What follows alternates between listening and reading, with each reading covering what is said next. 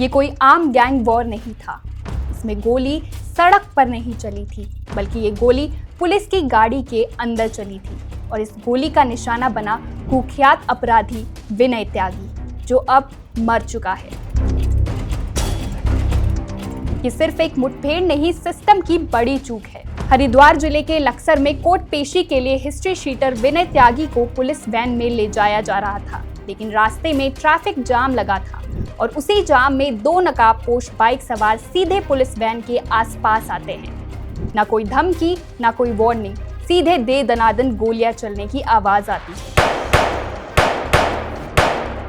Bike सवार विनय त्यागी को 3 गोली मारता है, जो एक उसके सीने, दूसरा गले के पास और तीसरी गोली हाथ में लगती है।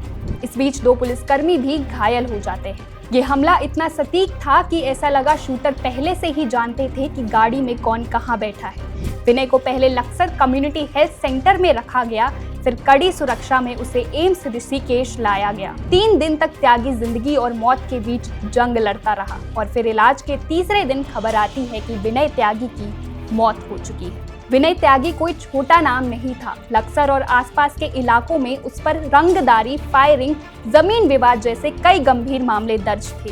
पुलिस की नजर में वो हाई रिस्क कैदी था, यानी ऐसा कैदी जिसे बिना प्लानिंग के सड़क पर लाना ही खतरे से खाली नहीं था।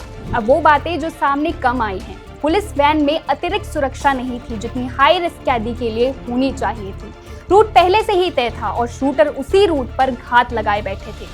शुरुआती जांच में सामने आया कि हमलावरों और विनय के बीच पैसों को लेकर पुराना विवाद था, यानी ये कोई अचानक हमला नहीं बल्कि एक सोची समझी हत्या थी। इस मामले पर एसएसपी प्रमेंद्र सिंह डोबल का क्या कहना है, आइए सुनते हैं। देखिए, आज लक्सर में फ्लाईओवर के पास में एक पुलिस अभिरक्षा में एक कैदी जिसका नाम विनय त्यागी है, जो लाया जा रहा था और उसकी आज न्यायालय में पेशी थी।